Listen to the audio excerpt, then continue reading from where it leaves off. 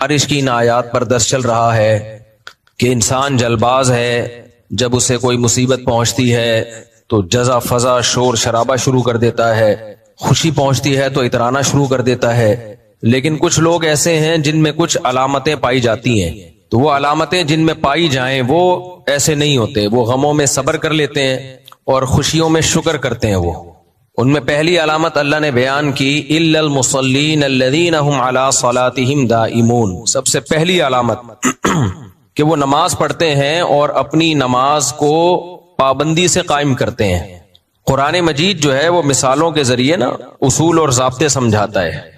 اصل میں قرآن کا دعویٰ یہ ہے کہ یہ وہ لوگ ہیں جن کا اللہ سے بڑا گہرا تعلق ہے، اللہ سے گہرا رشتہ ہے.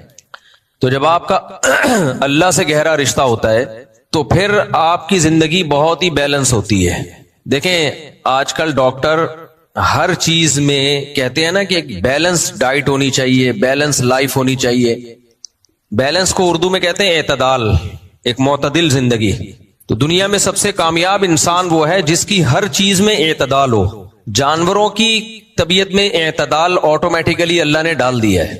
جتنے بھی جانور ہیں نا وہ معتدل ہی ہوتے ہیں، جو ان کے لیے سوٹیبل ہوتا ہے وہ اسی ٹریک پہ چلتے ہیں. انسان کو چونکہ اللہ تعالیٰ نے دماغ بہت زیادہ دیا ہے تو یہ 1.5 ہوشیار بننے کی کوشش کر لیتا ہے بعض دفعہ.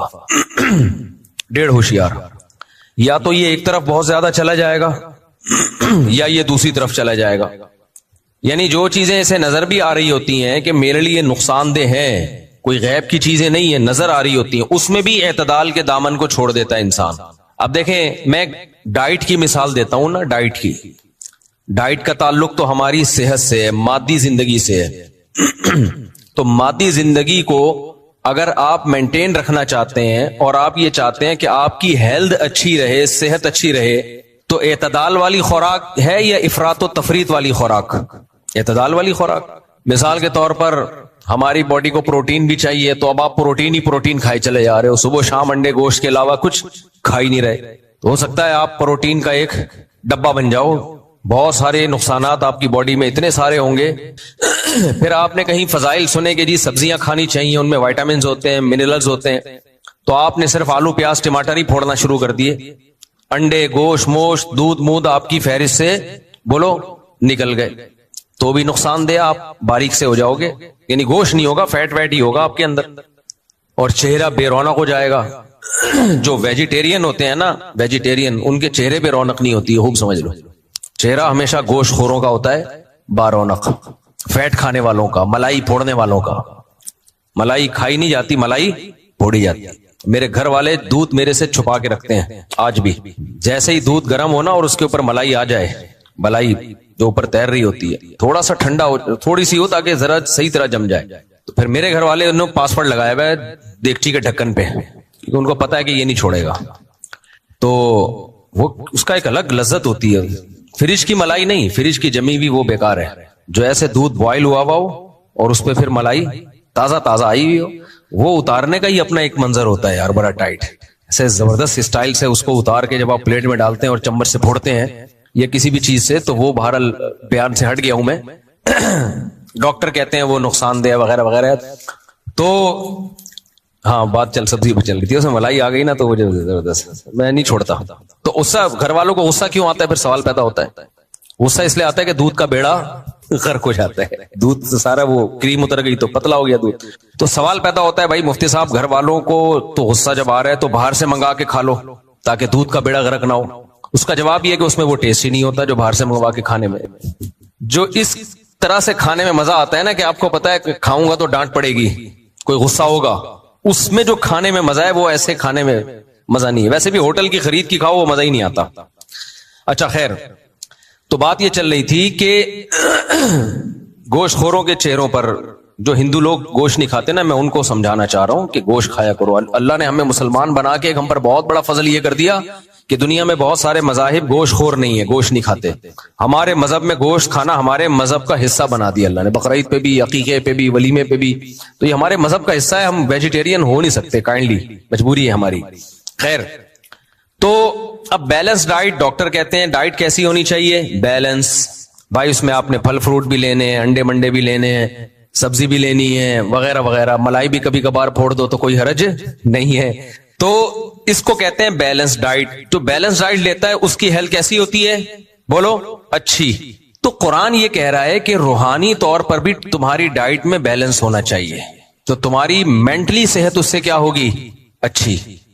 یہ جو غموں میں ایک دم بوکھلا جانا, ڈپریشن میں چلے جانا اور خوشیوں میں آپے سے باہر ہو جانا, تکبر کرنے لگنا, دوسروں کو نیچ دکھانا, یہ اس کی علامت ہے کہ آپ سائیکو پیشنٹ ہیں. آپ مینٹلی ہیلدی لائف بولو نہیں گزار رہے. گوروں کی فزیکل لائف بہت اچھی ہوتی ہے, فزیکل ہیلتھ بہت اچھی ہوتی ہے, 90 سال بھی چلے جاتے ہیں. مینٹلی ہیلتھ میں ان کے کیا پرابلم آنا شروع ہو جاتی ہے؟ بہت سارے مسائل آنا شروع ہو جاتے ہیں. تو روحانی ہیلتھ کہہ لیں یا مینٹلی ہیلتھ کہہ لیں, اس کے صحت مند رہنے کے لیے ضروری ہے کہ آپ کی روحانی لائف بھی ہیلدی ہو. سمجھتے ہو کہ نہیں سمجھتے؟ کیونکہ دیکھو انسان دو چیزوں کا مجموعہ ہے, روح اور جسم.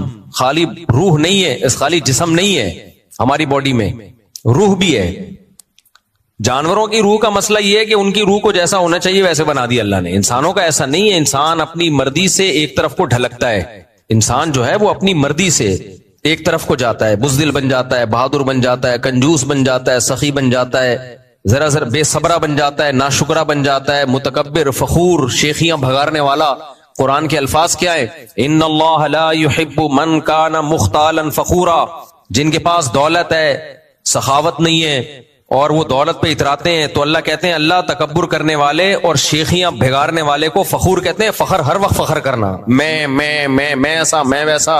تو اللہ کو یہ شیخیاں بھگارنے والے پسند نہیں ہے. تو جو شیخیاں بھگار رہا ہے نا, وہ اس کی روحانی لائف ڈسٹرب ہوئی ہوئی ہے, اس کی روحانی لائف ٹھیک نہیں ہے. یہ بے سکونی میں جائے گا, یہ لازمی جائے گا بے سکونی میں. تو جیسے میرے بھائی فزیکل ہیلتھ کو صحت مند رکھنے کے لیے بیلنس ڈائٹ ضروری ہے, ایسے ہی انسان کو انسان کا بچہ بنانے کے لیے جو اس کی لائف ہے اس میں بھی اعتدال اور بیلنس بولو ضروری ہے. وہ بیلنس کیا ہے؟ وہ بیلنس یہ ہے کہ آپ کا وہ بیلنس پیدا کیسے ہوتا ہے؟ وہ ایسے پیدا ہوتا ہے کہ آپ کا بنانے والے سے تعلق قوی ہو جائے. انسان جب تک اللہ سے اس کا ریلیشن مضبوط نہیں ہوگا, نہ وہ انسان کا بچہ بن سکتا ہے, نہ اس کو غموں میں صبر آ سکتا ہے, نہ وہ خوشیوں میں اعتدال سے رہتا ہے. تو یہ اللہ سے ریلیشن کے بغیر یہ بیلنس اور اعتدال ممکن ہی نہیں ہے. اور خاص طور پر 5 قوتیں اللہ نے انسان میں ایسی رکھی ہیں, 5 قوتیں. ایسے تو بہت ساری طاقتیں انسان کی باڈی میں, لیکن 5 ایسی طاقتیں ہیں جو ہر وقت ہم ان سے کام لے رہے ہوتے ہیں. ان 5 قوتوں کو اللہ نے ہمیں دیا ہے ہمارے فائدے کے لیے, لیکن اس کو اگر ہم اعتدال سے استعمال نہیں کرتے تو وہ ہمیں الٹا نقصان پہنچانا شروع کر دیتی ہے. ایک مثال دیتا ہوں, بھوک کی ایک طاقت ہے, بھوک یہ بھی ایک طاقت ہے. تبھی طاقتوروں کو بھوک زیادہ لگتی ہے, کمزوروں کو بھوک کم لگتی ہے. بھوک کی طاقت اگر ختم ہو جائے, بھوک ہی لگنا ختم ہو جائے, بھوک کی طاقت ہے جس کی وجہ سے ہم کھاتے ہیں, کھانے کی طرف لپکتے ہیں, دل چاہ رہا ہوتا ہے بس پھوڑ پھاڑ دیں. تو اگر ہم اس طاقت کا استعمال ہی چھوڑ دیں, ہم کہیں بھوک لگ رہی ہے لگنے ہی دو, نہیں کھاؤ بس, تو اس سے صحت خراب ہوگی کہ نہیں ہوگی؟ بھائی اللہ نے بھوک دی اس لیے تاکہ اس بہانے کھا لیا کرو. بعض لوگ اتنے بزی ہوتے ہیں, ٹائم نہیں ہے, تو اللہ ان پہ بھوک مسلط کر دیتا ہے. وہ جو کام کر رہے ہوتے ہیں نا, جس میں وہ بزی ہوتے ہیں, مصروف ہوتے ہیں, تو اس کام میں بھی ان کا پھر دل نہیں لگ رہا ہوتا. دنیا میں کچھ ایسے مصروف لوگ ہیں کہ اگر بھوک فطرت ان کو نہ لگاتی تو وہ کبھی بھی زندگی میں کھانا ہی نہیں کھاتے. وہ کہتے ہیں ٹائم ویسٹ ہوتا ہے, ہم اپنے مشن کو نہیں آگے پیچھے کر سکتے. تو اللہ ان کو بھوک لگا دیتے ہیں, اللہ کو معلوم ہے ان کی صحت خراب ہو جائے گی, تو بھوک مسلط ہو جاتی ہے ان کے اوپر, ان کا اس کام میں بھی دل نہیں لگ رہا ہوتا. تو فطرت ان کو کہتی ہے کہ اگر تم نے ابھی بھوک کی خواہش کو نہیں مٹایا تو جس کام کے لیے تم ٹائم بچا رہے ہو نا, وہ کام بھی نہیں ہوگا تم سے. تم نہ چاہتے ہوئے بھی وہ کھانے کی طرف لپکتے ہیں. ایسے 1% بھی نہیں ہوں گے, کیونکہ 99.9% تو ہوئے کہ نہیں بھی لگ رہی ہو تو لپک رہے ہوتے ہیں, کھانے کی طرف لپک رہے ہوتے ہیں. تو اگر آپ بھوک کی طاقت کو استعمال ہی نہ کریں, بھوک کی خواہش کو استعمال ہی نہ کریں, یہ بھی غلط ہے. اور اگر آپ ہر وقت بھوک ہی مٹانے کی فکر میں لگے رہیں, بھوک آپ کی ختم ہو گئی پھر بھی کھائے چلے جا رہے ہیں, تو یہ بھی کیا ہے؟ غلط ہے. تو اللہ نے اس میں ایک اعتدال دیا ہے, بھائی کتنا کھانا ہے, کھانا بھی ہے, یہ نہیں کہ اوائڈ ہی کرتے رہنا ہے, اور کتنا کھانا ہے, کس سے کتنا بچنا ہے, اس کا ایک اصول اور ضابطہ میڈیکل سائنس نے بھی بتا دیا اور اسلام نے بھی بتا دیا. تو ہماری جو 5 قوتیں ہیں نا, وہ قوتیں ہیں کہ جن میں بیلنس کا ہونا بہت ضروری ہے. اس میں اگر اعتدال نہ ہو تو انسان پھر انسان کا بچہ نہیں رہتا, یا تو دوسرے کا نقصان کرتا ہے یا اپنا نقصان کرتا ہے. ایک کہلاتی ہے قوت عقلیہ.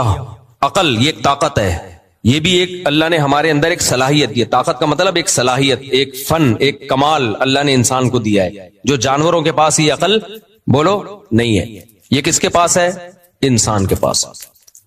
اس عقل کا اعتدال سے استعمال, وہ بھی میں اس کی تفصیل بتاتا ہوں. دوسری چیز اللہ نے انسان میں رکھی ہے قوت غضبیہ, غصہ. اگر کسی میں غصہ بالکل ہی ختم ہو جائے, لوگ کھا جائیں گے اس کو. تھوڑا سا انسان ڈر رہا ہوتا ہے کہ یار اگلے کو غصہ بھی, کمزور سے بھی ڈرتا ہے تھوڑا سا کہ بھئی یہ بھی ایک وقت تک برداشت کرے گا, غصہ آ گیا تو پھر اس کا میٹر گھوم جائے گا. ایک صاحب کو میں نے کہا وہ تو بڑا کمزور ہے, آپ اس سے لڑتے کیوں نہیں؟ انہوں نے کہا بھائی وہ بےزتی بہت کر دیتا ہے, غصے میں جب آتا ہے نا تو میں اپنی بےزتی سب کے سامنے کرانا نہیں چاہتا. تو ڈرتے ہیں لوگ بھائی غصے میں تو وہ کچھ بھی کر دے گا. یہ قوت غضبیہ ہے جو اللہ نے انسان میں رکھی ہے. ایک ہے محبت, یہ بھی قوت ہے, بہت سارے کام آپ سے کرا لیتی ہے محبت. بعض دفعہ انسان کو محبت ہوتی ہے محبوب کو خوش کرنے کے لیے, بہت سارے کام کر دیتا ہے. محبت نہ ہو تو سوال ہی پیدا نہیں ہوتا, کچھ بھی نہیں کرے گا. آپ کو کہا کہ بھئی ایزی لوڈ کروا دو, غفار نے بولا کرواؤ گے آپ, جمشید نے بولا کرواؤ گے, محمود نے بولا کرواؤ گے. محمودہ بولے گی تو فوراً 500 کا بیلنس بولا تھا 1000 کا بیلنس ڈالو گے آپ. کیا خیال ہے؟ تو محبت بہت سے کام کرا دیتی ہے انسان کو. اولاد کی محبت, بیوی کی محبت, ماں باپ کی محبت. ہم بہت سارے حقوق جو ادا کر رہے ہوتے ہیں یہ صرف قانون کی وجہ سے نہیں, یا صرف شریعت کے کہنے میں نہیں, بلکہ اس میں اپنے دل کی محبت کا بھی بہت دخل ہوتا ہے. دل کی محبت کا بہت دفعہ شریعت نہیں بھی کہہ رہی ہوتی, ہم محبت میں کام کر رہے ہوتے ہیں. تو یہ ایک محبت ہے, محبت ایک جو ایک قوت اور طاقت ہے جو انسان سے بہت سارے کام کراتی ہے. ایک ہو گئی قوت عقلیہ, ایک ہو گئی قوت غضبیہ, ایک ہو گئی قوت, یعنی ایک محبت بھی ایک قوت ہے. ایک قوت شہوانیہ, شہوت جسے کہتے ہیں, جو مرد میں عورت کی طرف اور عورت میں مرد کی طرف. یہ قوت اگر نہ ہوتی تو آج دنیا میں پبلک بولو نہ ہوتی, ماں باپ کو اولاد نہ ملتی جو ان کی خدمت کرتی, نسل نہ بڑھتی, کمانے والے بیٹے نہ ملتے, پوتے نواسے نہ ملتے. تو صرف فضائل سن کے تھوڑی کوئی شادی کرتا. آپ لوگوں کو بتاتے, کسی خواہش ہے نہیں اس میں شادی کی, آپ سمجھاتے نکاح کرو اس سے نسل بڑھے گی, کہ تو بڑھا لے میں ابھی مصروف ہوں. یہی کہتا نا, کیا خیال ہے بھئی؟ شہوت اگر مرد اور عورت میں نہ ہوتی, عورت کی مرد کی طرف رغبت اور مرد کی عورت کی طرف, تو پھر میں بیان کر رہا ہوتا کہ دیکھو نکاح کرو ورنہ انسانوں کی نسلیں برباد ہو جائیں گی, نسل ختم ہو رہی ہے. یہ جو دنیا میں آبادی ہے تقریباً 6 ارب, یہ مر گئی تو ختم. یہاں بندروں کا راج ہوگا, پھر دوبارہ سے ڈورمنٹ بندروں کو انسان بنائے گا, کروڑوں خربوں سال لگیں گے اس میں. کیا خیال ہے؟ یہی ہوگا نا. ڈارون تو اب گیا, اب بندر ہی آ کے بتائے گا کہ ہم انسان بنیں گے خربوں سال کے بعد. تو نسل بڑھ جائے گی, لوگ کہیں گے بڑھنے دو.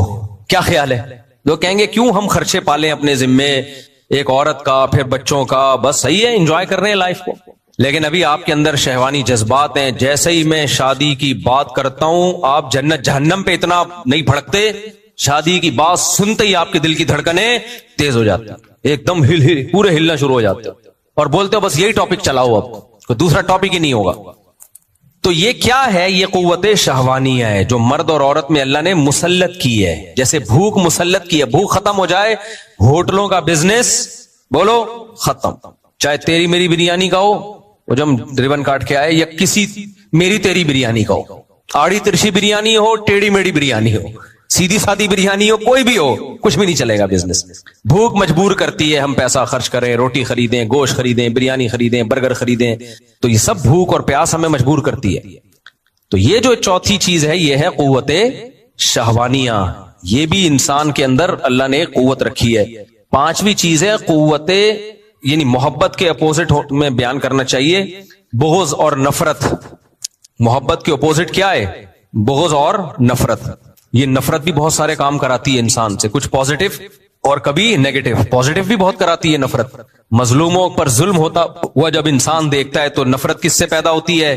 ظالم سے. یہ نفرت نہ ہوتی تو اس کے خلاف خالی فتوے سن کے اور شریعت کی موٹیویشن سے کام نہیں ہوتا. نفرت کے ایک جذبات پیدا ہوتے ہیں. تبھی تو لوگ ہم سے کہتے ہیں غزہ میں جو ظلم ہو رہا ہے مفتی صاحب فتوا دو. اب دیکھو فتوا نکلوا رہے ہیں خود سے. کیا خیال ہے؟ صحیح ہے, اچھا جذبہ یہ لوگوں میں. بھائی آپ کیوں نہیں دے رہے؟ دے چکے ہیں بہت سے لوگ فتوا, بڑے بڑے علماء, ہم بھی اور سب لوگ دے چکے ہیں. لیکن پھر بھی لوگ کہتے ہیں بار بار دو, بار بار دو. کسی اور ٹاپک پہ تو نہیں کہتے مفتی صاحب بار بار فتوا دو کہ سود حرام ہے. کیوں نہیں دے رہے فتوا؟ بار بار دو فتوا. مفتی صاحب بار بار فتوا دو کہ اکٹھی 3 طلاقیں ناجائز ہیں. بار بار. نہ بھائی ایک قوم پہ ہم ظلم ہوتا ہوا دیکھ رہے ہیں، جذبات بھڑکتے ہیں تو ایک دم ظالم کے خلاف نفرت کے جذبات پیدا ہوتے ہیں، وہ جذبات ابھارتے ہیں انسان کو، بھائی اس پہ کام ہونا چاہیے، ظالم کو پکڑو، جا کے مارو اس کو، روکو اس کو، بائیکاٹ کرو اس کا۔ تو یہ کام کون کرا رہا ہے؟ نفرت، بغض۔ سمجھتے ہو کہ نہیں سمجھتے؟ اور حقیقت ہے شریعت میں جیسے محبت کے فضائل ہے نا، نفرت کے بھی بڑے فضائل ہیں، اگر وہ صحیح جگہ پر ہو۔ اگر صحیح جگہ پر ہو تو شریعت میں جیسے محبت کے فضائل ہیں ایسے ہی بولو نفرت کے بھی ہیں۔ اسلام ہمیشہ محبت کا درس نہیں دیتا، بہت جگہوں پر نفرت اور بغض کا درس دیتا ہے۔ تبھی حدیث میں آتا ہے کہ الحب فی اللہ والبغض فی اللہ، جو اللہ کی نظر میں سب سے کامیاب ترین لوگ ہیں نا، جن کو اللہ اپنے عرش کے سائے میں جگہ دے گا، ان میں وہ لوگ بھی ہیں جو محبت بھی اللہ کے لیے کریں اور بغض بھی اللہ کے لیے کریں۔ قرآن کیا کہتا ہے؟ رحماء اشداء علی الکفار رحماء بینہم۔ صحابہ کی صفت بیان کی، یہ کافروں پہ، جو جنگ لڑنے والے کافر ہیں وہ مراد ہیں، جو میدان جنگ میں لڑتے ہیں مسلمانوں سے، ان پہ بہت سخت ہیں، یہ نرم نہیں ہے، ان پہ ترس نہیں آتا ان کو۔ اور رحماء بینہم، آپس میں کیا ہے؟ رحم دل۔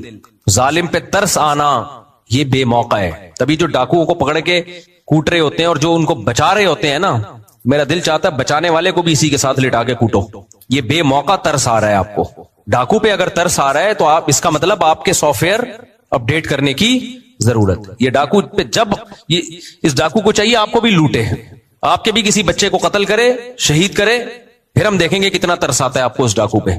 میں نیو کراچی میں امام تھا، ایک صاحب آئے، مجھے بچہ، نوجوان بچہ تو نہیں تھا، نوجوان آدمی ٹائپ کا ہی پورا، کہنے لگا مفتی صاحب یہ نیو کراچی میں جب ڈاکوؤں کو پکڑ کے لوگ مارتے ہیں، مفتی صاحب یہ بہت زیادہ مارتے ہیں، مفتی صاحب پلیز آپ بیان کریں، ایسے نہ مارو۔ کہہ رہے ہیں اس بیچارے کا حال کیا کر دیتے ہیں یہ مار مار کے۔ نیو کراچی میں اگر کوئی ڈاکو پکڑا جائے نا تو بہت ہی اس کا حشر نشر کرتے ہیں وہ۔ تو میں نے ان سے کہا، میں نے کہا ٹھیک ہے میں بیان کروں گا، ڈاکوؤں کو پھولوں سے مارا کریں، پیار سے مارا کریں، یوں یوں کر کے ایک یوں چماٹ مارا کریں ڈاکوؤں کو آ کے۔ خدا کے بندے، ڈاکوؤں نے کتنے، جب جوان بیٹوں کی لاشیں گھر میں آتی ہیں جن کو ڈاکوؤں نے مارا ہوتا ہے، ماں باپ پہ کیا قیامت گزرتی ہے۔ جوان بیویوں کے جوان شوہر، جب جوان عورتیں بیوہ ہوتی ہیں، ہوا نا سویڈن سے میاں بیوی کا جوڑا آیا ادھر عید کے موقع پہ، اور ڈاکوؤں نے مار دیا اس بیوی کے سامنے اس کے جوان شوہر کو، اور ایک چھوٹا بچہ، وہ بچہ بھی اپنے باپ کی لاش کو تڑپتا ہوا دیکھ رہا ہے۔ کیا گزری کہ ساری زندگی کے لیے وہ مینٹلی وہ متاثر ہو گیا، اب سامنے اپنے بچہ باپ کو تڑپتے ہوئے دیکھ رہا ہے اور بیوی اپنے شوہر کو تڑپتے ہوئے دیکھ رہی ہے، اور اس ڈاکو پہ ہمیں سمجھایا جا رہا ہے کہ کیا کھاؤ۔ تو ڈاکو کے بارے میں فتویٰ نہیں دے رہا، لیکن لوگوں کا جو طریقہ ہے وہ یہی ہے کہ جیسے تیسے ہو اس کو مارو جان سے۔ لوگ یہ کرتے ہیں، میں نہیں کہہ رہا کہ ایسا کرنا چاہیے کہ نہیں کرنا چاہیے، لیکن پبلک ایسا کرتی ہے۔ وجہ اس کی ہے کہ پبلک کے پاس اس کے علاوہ کوئی آپشن بولو ہے نہیں۔ پبلک کہتی ہے اور کیا کریں، پھر کیا کریں، پولیس کے حوالے کرنا چاہیے، تو پولیس کیا کرے گی؟ پولیس خود مجبور ہے، پولیس اس کو کورٹ میں لے کے جائے گی، کورٹ میں کوئی گواہی دینے کے لیے جاتا ہی نہیں ہے، کیونکہ جو گواہی دینے جائے گا اس کو پتا ہے اگلا نمبر اس کا ہے، تو پولیس بھی مجبور ہے، وہ کورٹ میں لے جائے گی۔ ویسے تو پولیس بھی کافی گنا دھو دیتی ہے اس کے لے جا کے نا، کافی چترول لگا کے وہ اپنے ہاتھ مضبوط کرتے ہیں اس کے اوپر۔ ایکسرسائز جس پولیس والے نے بھی کرنی ہوتی ہے نا، ہاتھوں کی، چماٹوں کی، وہ شادی کے لیے تیاری کر رہے ہوتے ہیں کہ جب ہم پٹیں گے تو پھر ہم، وہ ایک آئے تھا نا، میم آئی تھی کہ ایک آدمی سینڈل خرید رہا ہے بیوی کے لیے، پہلے اپنے یوں ایسے ایسے مار کے دیکھتا ہے، تو دکان والے نے پوچھا کہ یہ کیا چیک کر رہا ہے؟ کہہ رہا ہے چیک کر رہا ہوں، بعد میں مجھے ہی پڑے گی نا، تو برداشت کر لوں گا کہ نہیں کر لوں گا برداشت۔ خیر، تو یہ ہے قوت غضبیہ یا نفرت یا بغض، اور بھی قوتیں ہیں، لیکن انسان کی زندگی میں سب سے زیادہ کردار ان قوتوں کا ہے۔ تو ان قوتوں میں بیلنس سمجھتے ہو؟ اعتدال۔ ہم عقل سے شروع کرتے ہیں، عقل کا ایک ہے بالکل ہی استعمال نہ کرنا، تبھی قرآن بار بار کہتا ہے افلا تعقلون، تم عقل سے کام کیوں نہیں لیتے؟ اب مشرک لوگ، غیر مسلم لوگ عقل سے بالکل کام لیتے ہی نہیں ہیں۔ ڈاروین نے ان کو بول دیا ہم بندر سے بنے ہیں، اب بھائی بندر کس سے بنا ہے؟ بندر پتہ نہیں کس سے بنا ہے، وہ کس سے بنا ہے؟ وہ ایک سیل سے بنا۔ ابے یہ آنکھ خود بخود کیسے بن گئی بھائی؟ یہ کیسے ہو گئی؟ پاگلوں والی باتیں کر رہے ہو۔ مالکم کیف تحکمون، تمہیں کیا ہو گیا؟ کھوپڑی استعمال نہیں کرتے؟ قرآن ان لوگوں سے کہتا ہے آنکھ ایک بہترین ڈیجیٹل کیمرہ ہے، ایوالو ہو کے یہ۔ اچھا میں بار بار ایک بات کہتا ہوں، ایتھیس اور ملحد لوگ نا آپ کو اس زندگی کی شروع میں تو پھنسا دیتے ہیں، لے جاتے ہیں، لیکن جو اصل سوال ہے اس کو پی جاتے ہیں ہمیشہ۔ جیسے اہل حدیث لوگ جب 3 طلاق کی بات آئے گی نا، وہ گھماتے ہیں، آپ کو گھماتے ہیں، جو اصل ہمارا کوشچن ہے اس کو پی جاتے ہیں کہ حضرت عمر نے حلال کو حرام کیسے کر دیا؟ یعنی 3 طلاق کو ایک قرار دے کر جس کے لیے حلال بیوی تھی اس پہ حرام کر دی, جس کے لیے حرام تھی اس کے لیے حلال کر دی. یہ سیاست تھوڑی ہے, تو دین میں تحریف ہے. آپ یہ بولو کہ حضرت عمر نے دین میں تحریف کی اور سارے صحابہ نے ٹھنڈے پیٹوں اس تحریف کو برداشت کر لیا, تو یہ بولو نا, منہ سے پھوٹو نا. آپ کو شرم کیوں آ رہی ہے یہ بولتے ہوئے؟ بولو تاکہ ہمیں پتہ چلے آپ کا دعویٰ کیا ہے. لیکن اہل حدیث بہت گھمائے گا بات کو طلاق کے مسئلے میں, اس بات کا جواب قیامت تک نہیں دیں گے, بلکہ وہ گھمائیں گے تمہارے فلاں دیوبندی نے بھی 3 کو 1 کہا, فلاں نے. بابے سارے دیوبندی بھی بول دیں ہماری صحت پہ اس سے فرق نہیں پڑتا, ہم نے کلمہ اللہ کے رسول کا پڑھا ہے صلی اللہ علیہ وسلم, اور صحابہ نے سب سے پہلے دین کو سمجھا ہے. تو آپ ہمیں کیا سمجھتے ہو؟ ہم دیوبندی کا ہمارے ساتھ اگر دم لگی ہوئی ہے تو کیا ہم قرآن و سنت چھوڑ دیں گے؟ تو آپ 100 دیوبندیوں کے حوالے بھی دے دو, ہم نہیں مانیں گے. آپ میرے شیخ کے حوالے لے آؤ, مفتی عبدالرحیم صاحب ہیں, مفتی رشید احمد صاحب ہیں, پھر بھی نہیں مانیں گے, کیونکہ ہم نے اس پہ ریسرچ کی ہے. بھائی ریسرچ ایک چیز پہ ہوتی ہے تو کون مانتا ہے؟ تو گھماتے ہیں باتوں کو, گھماتے ہیں. ایسے ہی ملحد وہ بھی گھماتے ہیں باتوں کو, بدعتی وہ بھی کیا کرتا ہے؟ بات کو گھماتا ہے. آج ایک صاحب آئے, وہ کہنے لگے کہ میں نہیں مانتا صحابہ کو, اس طرح کی کوئی بات کر رہے تھے. تو میں نے کہا کہ آپ کے صحابہ کے نام ماننے سے پتہ ہے ہوگا کیا؟ آپ بولو میں قرآن کو نہیں مانتا, سیدھا سیدھا. یہ تکلف کرنے کی ضرورت نہیں ہے کہ میں مسلمان ہوں اور میں صحابہ کو نہیں مانتا. کہہ رہے ہیں کیوں بھائی؟ میں نے کہا بھائی یہ قرآن ہمیں پہنچا کہاں سے ہے؟ صحابہ سے پہنچا ہے. اور کس نے پہنچایا؟ یہ ایک جم غفیر ہے. اگر ہم کہیں 2-4 افراد نے پہنچایا ہے تو 2-4 افراد کا پہنچایا ہوا تو مشکوک ہوتا ہے, اس پہ تو پھر کیسے آپ کو اطمینان ہوگا؟ 2-4 آدمیوں کی خبر پہ 100% یقین تھوڑی ہو سکتا ہے, چاہے وہ کتنے ہی ثقہ ہوں, ان سے غلطی کا امکان ہو سکتا ہے. یہ تو جم غفیر سے قرآن پہنچا ہے, تو ہم کہتے ہیں اس میں تحریف کا کوئی امکان سرے سے ہے ہی نہیں, کیونکہ متواتر خبر میں تو کوئی انگلی اٹھا ہی نہیں سکتا. اور میں نے کہا کہ بھائی اگر آپ ابو بکر کو نہیں مانتے, کتنے سوال ہوں گے, نبی نے اپنے مسلح پہ کیوں کھڑا کیا ابو بکر کو؟ اتنے سارے سوالات ہیں, لیکن باطل کیا کرے گا؟ وہ ہمیشہ بڑے بڑے سوالات کو پی جائے گا اور الٹا آپ پہ اعتراضات, چھوٹے چھوٹے اعتراضات کرنا شروع کر دے گا. باغ فدق یہ ہو گیا تھا اور یہ ہو گیا تھا اور وراثت نہیں ملی تھی, اور یہ باتیں گھما گھما کے کہاں لائے گا؟ اب انہی باتوں میں لائے. تبھی یہ خوب سمجھ لو, جب بھی کسی باطل سے بات ہونا اس کے سوالات کا جواب نہ دیا کرو. اس کی کوشش ہوتی ہے آپ کو اپنے سوالات میں الجھائے. آپ اپنے سوالات اس سے پوچھا کرو, آپ اپنے سوالات پوچھا کرو اس سے. اس کی مثال ایسے جیسے وہ جو چشتی رسول اللہ اور اشرفی رسول اللہ کا نا, جو منجن بہت عرصہ بیچا ہے, تو اس کا جواب دینے کے بجائے آپ پوچھو کہ آپ کی نظر میں اس کی کیا تعویل ہے. اگر آپ تعویل نہیں کرتے اور کہتے انہوں نے کلمہ پڑھایا ہے, تو آپ ان کو کافر کیوں نہیں بولتے؟ پھر ان کو بھی کافر بولو, اور جو ان کو مسلمان بول رہے ہیں ان کو بھی کیا بولو؟ کافر بولو. پھر آپ تحریک چلاؤ, جیسے ختم نبوت کے لیے علماء نے تحریک چلائی, کورٹ سے قانون پاس کروایا کہ مرزا غلام احمد بھی کافر اور جو اس کو مسلمان مانے وہ بھی کافر. پھر آپ ایسی تحریک چلاؤ کہ جو مانتے ہیں کہ معین الدین چشتی نے کلمہ پڑھایا, اشرف علی رسول اللہ نے کلمہ پڑھایا, اور ان کو پھر بھی مسلمان بھی کہتے ہیں اور ان کو فالو بھی کرتے ہیں, تو یہ سارے دائرے اسلام سے کیا ہیں؟ خارج ہیں. تو باطل کے سوالات کا جواب دو گے نا, وہ تو ہمیشہ وہ آپ کو ڈیفنس میں لے کر آئے گا. اس سے سوال پوچھا کرو گے, یہ سوال کا جواب آپ نے دینا ہے, ہم نے تھوڑی دینا ہے. ہم جب میڈیشن کا کورس کر رہے تھے نا, ثالثی کا, تو ایک بڑی زبردست چیز ہمیں بتائی گئی. میڈیٹر ہوتا ہے نا جو 2 پارٹیوں میں سلو کرواتا ہے, تو ایک اس کورس میں بڑی زبردست ایک چیز ہمیں بتائی گئی.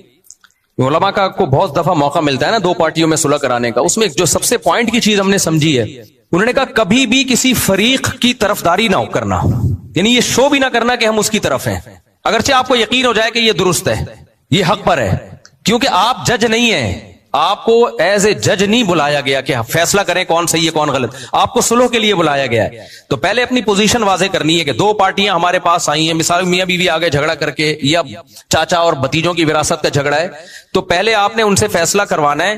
3 چیزیں الگ الگ ہوتی ہیں اس میں, آپ لوگ بھی یہ سیکھ لیں جو خاندانوں کے بڑے ہوتے ہیں نا, ان کو بھی بعض دفعہ خاندانوں میں فیصلہ کرنا ہوتا ہے کہ 3 پوزیشن اپنی واضح کریں کہ میں کیا, میرے پاس کس طور پر آئے ہو. یا تو مجھے جج بنا کے آئے ہو کہ میں فیصلہ کروں گا, یا مجھ سے مفتی کے طور پہ پوچھنے آئے ہو کہ شریعت کا حکم بتا دوں, یا مجھ سے صلح کروانے آئے ہو. سمجھ رہے ہو بات کو کہ نہیں سمجھ رہے؟ یہ تینوں چیزیں کیا ہیں بولو؟ الگ الگ ہیں. اگر دونوں پارٹیاں مجھے کہہ دیتی ہیں نا مفتی صاحب ہم آپ کو ایز اے مفتی آپ کے پاس آئے ہیں کہ آپ فتویٰ دیں, تو فتوے میں پھر سیدھا سیدھا جو شریعت کا حکم ہے وہ ان کو بیان کر دیا جاتا ہے. یہ لو بھائی, اب اس میں جو سچویشن بتائے گا اس کو اس کے حساب سے فتویٰ دے دیا جائے گا. مثال کے طور پر شوہر نے کہا کہ میں نے طلاقیں نہیں دی ہیں, بیوی کہہ رہی ہے میں نے دی ہیں, تو ہم بیوی سے کہیں گے آپ سوال لکھ کے دو. بیوی کہے گی میں نے اپنے کانوں سے 3 طلاقیں سنی ہیں, تو میں کیا جواب لکھوں گا؟ اگر آپ نے اپنے کانوں سے سنی ہے تو آپ اپنے شوہر پہ حرام ہو گئی, یہ لو فتویٰ. وہ کہے گا میں نے تو نہیں دی. ہم کہیں گے فتوا لکھ کے. وہ کہہ رہے اللہ کی قسم میں نے نہیں دی ہے. ہم کہیں گے اگر آپ نے واقعی نہیں دی ہے تو یہ آپ کی بیوی ہے, یہ لو فتوا. ٹھیک ہے نا. فتوا کیا ہے؟ جو سوال ہے اس کے حساب سے شریعت کا حکم بولو بتا دیا اس کو. تو میں ان سے پہلے پوچھتا ہوں بھائی آپ مجھے میری پوزیشن کیا ہے؟ ایز اے مفتی آئے ہو؟ اچھا وراثت میں جھگڑے چل رہے ہوتے ہیں تو وہ آتے ہیں میرے پاس, میں کہتا ہوں بھائی ایز اے مفتی تو یہ وراثت کا یہ مسئلہ ہے, ابا کا اتنا حصہ, اما کا اتنا حصہ, فلانے کا اتنا حصہ, ڈمکانے کا اتنا حصہ. اب وہ کہتے ہیں ہم نے بہن کا حصہ دے دیا ہے, ایک مثال دے رہا ہوں, اور یہ مکر گئی ہے کہ نہیں دیا. تو میں کہتا ہوں فتوا چاہیے. تو فتوا یہ ہے کہ بھائی اگر گواہ ہیں تو ٹھیک ہے, نہیں ہے تو وغیرہ وغیرہ, اس طرح کر کے جو بھی فتوا ہے, اور اس کو بتا دیا کہ اگر آپ نے دے دیا ہے تو قیامت کے دن آپ, یعنی جھوٹ بول رہی ہے نا, اگر وراثت لے کے مکر گئی ہے تو آپ مجرم ہوگی. جو بھی اس کے حساب سے شریعت کا حکم ہے جس کو کہتے ہیں دیانت, کہ آخرت کے حساب سے یہ بنتا ہے اس میں. اگر وہ کہتے ہیں کہ نہیں آپ جج کے طور پر, تو پھر ہم اس سے گواہ مطالبہ کرتے ہیں. پھر میں کہتا ہوں بھائی میری حیثیت ایز اے ایک جج کی حیثیت ہے, تو جج کی حیثیت میں تو بھائی اگر آپ نے کسی پر کوئی دعویٰ کیا ہے آپ گواہ لے کر آؤ. اگر آپ کے پاس گواہ نہیں ہے تو جس کے خلاف دعویٰ کیا ہے وہ قسم اٹھائے. اگر وہ قسم نہیں اٹھاتا یا وہ قسم اٹھا لیتا ہے لیکن اس سے پہلے وہ گواہ پیش کر دیتا ہے, تو جو گواہ پیش کرے گا اس کے حق میں فیصلہ کر دیا جائے. جج کا یہی کام ہوتا ہے نا. مفتی کا کام ہوتا ہے وہ بتائے کہ حقیقت پہ بتائے کہ حقیقت میں جو ہے بھائی اس کے حساب سے ہی ہے. جج کا کام ہوتا ہے حقیقت نہیں دیکھتا. جج کہتا ہے میں عالم الغیب نہیں ہوں. مثال کے طور پر ایک آدمی نے 3 طلاقیں دی اور مکر گیا, بیوی نے اپنے کانوں سے سنی ہے. مفتی کے طور پہ فتوا لیں گے ہم بیوی کو, کہیں آپ حرام ہو. جج بنا کے فتوا لیں گے نا ہم سے, جج بنا کے فیصلہ کروائیں گے, تو پھر ہم کیا کہیں گے؟ بھائی آپ کا دعویٰ ہے آپ گواہ لے کر آؤ. عورت سے ہم کہیں گے, وہ کہے گی میرے پاس گواہ نہیں ہے, تو ہم شوہر سے کہیں گے آپ قسم اٹھاؤ. سوری مدعی گواہ پیش کرتا ہے, اگر گواہ نہ ہو تو قسم اٹھوائی جاتی ہے مدعا علیہ سے. تو اب شوہر اگر عورت مدعی ہے صورت میں نا, کہ ہم اس سے کہیں گے گواہ لے کر آؤ, تو گواہ نہیں لے کر آئے گی, ہم شوہر سے کہیں گے بھائی قسم اٹھاؤ کہ میں نے نہیں دی ہے. وہ کہے گا میں قسم اٹھاتا ہوں میں نے نہیں دی. ہم کہیں گے یہ آپ کی بیوی ہے, لے جاؤ اس کو. یہ جج بن کے کیا ہے؟ اب مفتی کہہ رہا ہے کہ آپ کی بیوی نہیں ہے, مفتی عورت کو کہہ رہا ہے کہ آپ شوہر سے کیا کرو, جان چھڑاؤ, کیونکہ آپ نے اپنے کانوں سے سنا ہے ہمارے فیصلے کی وجہ سے آپ شوہر کے لیے حلال نہیں ہو گئی ہو. لیکن جج کیا کہے گا؟ جج کہے گا بھائی ہمیں کیا پتا, ایسے تو کوئی بھی عورت اٹھ کے کہے. تو یہ 2 فیصلے مختلف. اور ثالثی کا کام کیا ہوتا ہے؟ ثالثی کا کام یہ ہوتا ہے, میڈیٹر جو ہوتا ہے نا, اس کا کام یہ ہوتا ہے کہ وہ بالکل نیوٹرل, وہ کیا کرتا ہے آپ کے جو جھگڑے ہیں اس میں اس کا کام ہے جھگڑا ختم کرنا. مثال کے طور پر ایک دفعہ میرے پاس ایک پارٹی آئی, اس نے کہا کہ انہوں نے میرے 2 لاکھ روپے کھائے ہوئے ہیں یا 10 لاکھ کھائے ہوئے ہیں, مجھے یاد نہیں, اور وہ کہہ رہے ہیں میں نے نہیں کھائے. میں نے کہا میری حیثیت مفتی کی ہے یا جج کی ہے, ایک بنانا, ایک طرح سے فیصلہ کروں گا. یہ نہیں کہ پہلے جج بن کے فیصلہ کرواؤ پھر مفتی بن کے فیصلہ کرواؤ پھر جوڑ توڑ کرواؤ, یہ نہیں ہوتا. تو انہوں نے کہا آپ جو ہے نا فیصلہ کریں, ہمارے درمیان جھگڑا بہت ہو رہا ہے.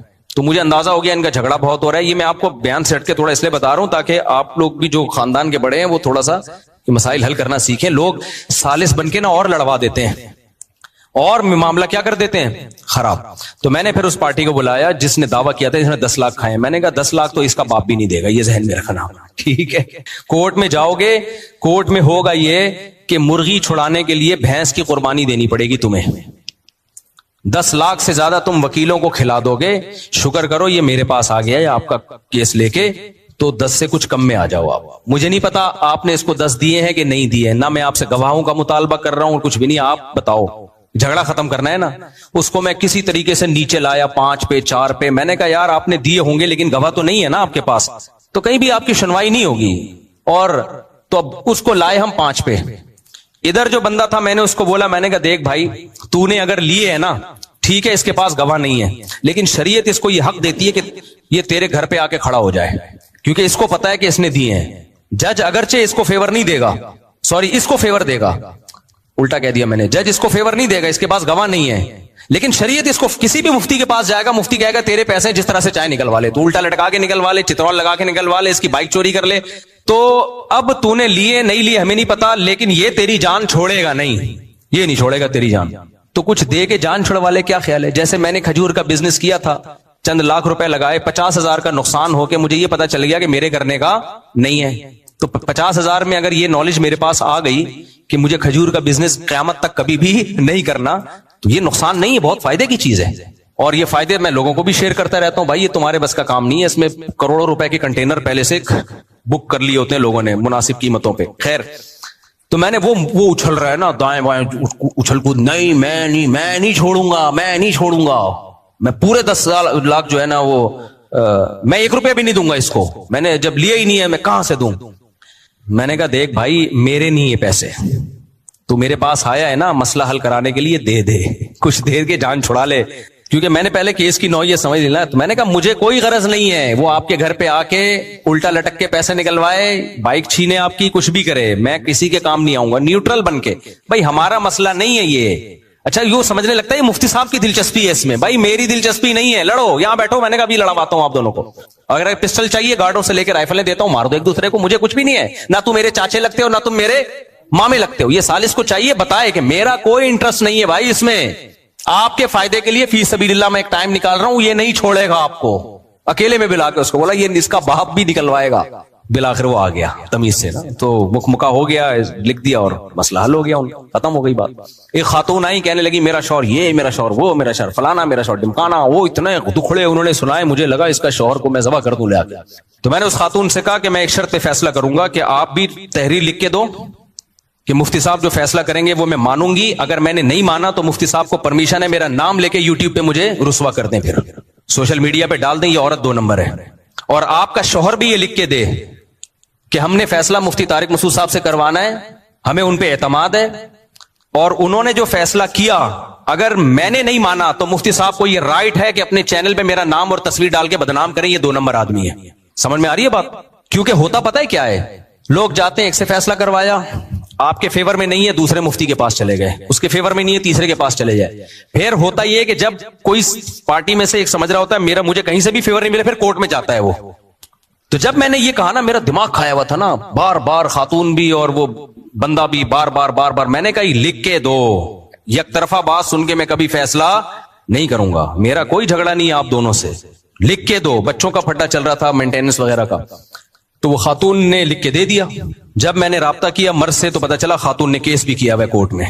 اس مرد نے کہا پھر ٹھیک ہے میں لکھ کے دوں گا لیکن کورٹ سے کیس ختم کریں. میں نے خاتون سے کہا کورٹ سے کیس ختم, انہوں نے کہا نہیں.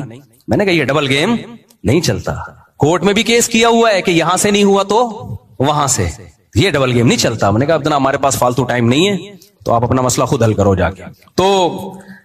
تو ثالثی میں اپنا ٹائم کبھی ویسٹ نہ کیا کریں. جب تک ہماری مسجد کے پرانا پھڈا چلا تھا تو ہم کسی مفتی باہر سے میں خود اس لیے نہیں تھا کہ میرے پہ چھاپ نہ لگ جائے کہ فلاں پارٹی کو فیور کر رہے ہیں, تو میں نے کہا گھر کا مسئلہ ہے تو باہر سے حل ہوگا. مفتی کو لے کر آئے ہم, تو ان مفتی صاحب نے لکھوایا دونوں پارٹیوں سے, وہ لکھ کے نہیں دے رہے تھے, انہوں نے کہا جاؤ ہم نہیں حل کرتے آپ کا مسئلہ, ٹھیک ہے نا. تو خیر یہ کہاں سے کام بات چلی گئی, بہت زیادہ میں دائیں بائیں چلا گیا آج. لیکن میرے سے جب فیصلہ کروانے آؤ تو یہ سوچ کے ذہن میں رکھا کرو کہ فیصلے میں لکھ کے دیا جائے گا, اور میرے پاس سوشل میڈیا کی طاقت بھی ہے. میں یہ بھی لکھواتا ہوں آج کل کہ اس فیصلے کو نہیں مانا نا تو پھر میں بتاؤں گا کہ کون غلط ہے, اور پھر اگر کسی نے دوسرے کو سوشل میڈیا پہ بدنام کرنے کی کوشش کی تو پھر میں اپنے چینل پہ اس کو بدنام کروں گا. دیکھو یہ میرے پاس آئے تھے, یہ فیصلہ کیا تھا, اور یہ کیونکہ لوگ ایک دوسرے کی عزتیں اچھال رہے ہوتے ہیں آج کل, خاص طور میاں بیوی کے جھگڑوں میں تو بہت. اور یاد رکھو قسم اٹھا کے کہہ سکتا ہوں کبھی بھی میاں بیوی کے جھگڑوں میں نا یک طرفہ بات سن کے فیصلہ نہ کیا کرو, چاہے کتنا آپ کو کوئی مظلوم لگ رہا ہو. مرد اگر اپنی بیوی پہ کتنے الزام لگا رہا ہے, یہ ایسی تھی یہ ویسی تھی, خدا کی قسم میں یہ 30 سال ہو گئے مجھے یہ جھگڑے نمٹاتے ہوئے, میں متاثر ہو جاتا ہوں. بعض دفعہ مرد آ کے ایسے ظلم کی داستانیں بیان کرتا ہے, یہ ہو گیا, مجھے لگتا ہے واقعی اس کے ساتھ بہت ظلم ہوا ہے, واقعی بہت ظلم ہوا ہے, اور اس کی بیوی بہت 2 نمبر ہے. یعنی آدمی تیش میں آ جاتا ہے, لیکن جب دوسری پارٹی کا بیان سنتا ہے تو کہتا ہے نہیں بھائی معاملہ بالکل الٹ ہے. اسی طرح بعض دفعہ عورت کے آنسو دیکھ کے, چیخنا دیکھ کے, اس کی باتیں, اس نے 20 سال سے خرچہ نہیں دیا, اس نے یہ نہیں کیا, اس نے وہ نہیں کیا, اس کے لڑکیوں سے تعلقات, یہ فوج فلمیں دیکھتا ہے, یہ فلانی سے تعلق, اور دیکھیں میں ثبوت پیش کرتی ہوں, یہ چیٹ دیکھو, یہ چیٹ دیکھو, یہ فلانا. آدمی کہتا ہے اس سے زیادہ 2 نمبر آدمی میں نے دنیا میں کہیں نہیں دیکھا. 20 کے دفعہ کہ میں متاثر ہوا ہوں, لیکن جب مرد کو بلایا تو کہانی بالکل الٹی نکلی. اس لیے بھائی یہ یک طرفہ بات سن کے یہ فیصلہ کر لو, کہیں بھی کبھی کوئی رائے قائم نہیں کرنی ہے. کبھی بھی کوئی جس پہ الزام لگ رہا ہے جب تک اس کو بلا کے کلیئر نہیں کرتے کبھی بھی نہیں. ایک دفعہ یہیں پر کیس آیا, خاتون نے کہا کہ میرا میاں صاحب نے اتنا ترس آیا, میں نے جامع سے بھی 2-3 مفتیوں کو بلایا, یار اس خاتون کا مسئلہ حل کرو. انہوں نے, وہ سینئر مفتی تھے, انہوں نے بولا بھائی اس کے شوہر کو بلائے بغیر نہیں ہوگا مسئلہ حل. یار جب شوہر آیا ہے نا تو پہلے تو اپنی بچیوں کو دیکھ کے پھوٹ پھوٹ کے رونے لگا. 5 سال بعد اس نے اپنی بیٹیوں کو دیکھا ہے. عورت نے 5 سال سے اپنی بیٹیوں کو شوہر سے نہیں, اس کے باپ سے نہیں ملایا, 5 سال ملنے نہیں دیا, اور الٹا بچوں کا ذہن خراب کیا ہوا تھا کہ تمہارا باپ تم سے ملتا نہیں ہے. یعنی ظلم الٹا یہ کر رہی ہو کہ بچوں کو ملنے نہیں دے رہی, اور جب ملا ہے تو کہہ رہی ہے دیکھو 5 سال بعد آیا ہے، حالانکہ وہ ملنے اس نے ہی نہیں دیا. تو ایسے الٹی کہانیاں مرد بھی کر رہے ہوتے ہیں، میں ایک طرف کی بات نہیں کر رہا. تو جب سچویشن میں جاتا ہے آدمی ڈیپ میں کچھ اور ہی نکل رہا ہوتا ہے. تو اس لیے قرآن نے بار بار اعتدال اعتدال اعتدال بیلنس یہ بہت زیادہ حکم دیا. خیر ہم ٹاپک کی طرف آتے ہیں. تو عقل کا ایک استعمال کیا ہے؟ عقل بالکل ہی استعمال نہ کی جائے جیسے ایتھیس لوگ کرتے ہیں. یہ کیا کرتے ہیں؟ پوری کہانیاں سنا دیں گے آپ کو کہ یہ کائنات کی ابتدا کیسے ہوئی اور یہ پہلے سیل کیسے بنا، پھر ایوالو ہوتے ہوتے یہ سب کچھ بن گیا. جو اصل سوال ہے نا، جو مطلب کی عبارت تھی، اسے پنجوں سے گھس ڈالا، کبوتر لے کے آیا ہے میرے خط کا جواب آدھا. ایک شاعر تپا ہوا تھا پہلے زمانے میں، کبوتر محبوبہ اور معشوقہ کے خط لے کے آتے تھے. تو بہت عرصہ ہو گیا معشوقہ کا خط نہیں ملا اس کو، کوئی کئی سالوں کے بعد جا کے خط آیا. تو یہ بڑا خوش کہ یار آج تو محبوبہ نے کئی سالوں کے بعد خط لکھا ہے، بڑی محبت کی باتیں کی ہوں گی. تو اس میں لکھا ہوتا بھائی بعد السلام و تسلیم، عرض ہے کہ بہت عرصے سے آپ کی خیریت مطلوب، خداوند کریم سے خیریت مقصود وغیرہ وغیرہ کر کے جو محبت کی بات تھی نا، جو آنے والی تھی، آئی لو یو، مجھے آپ سے محبت ہے، وہ کبوتر کے پنجوں سے گھس چکی تھی.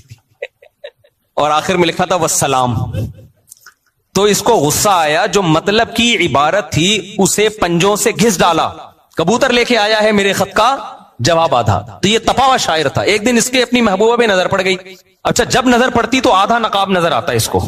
تو اس کو یہ تب چڑھ رہی تھی، یا تو جلوہ ہی نہ کراتی اپنا، نہ دیکھتے ہی نہیں ہم حسن ہے یا نہیں ہے تو ہم عاشق ہی نہ ہوتے، اور اگر جلوہ کرانا ہے تو تمیز سے پورا جلوہ کراؤ بھائی. تو یہ تپا ہوا شاعر ہے نا، جو ہر چیز آدھی آدھی آ رہی ہے اس کے پاس.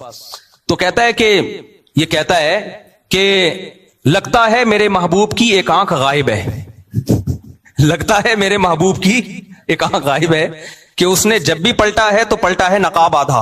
اب اس کو اس شعر سے ملائیں.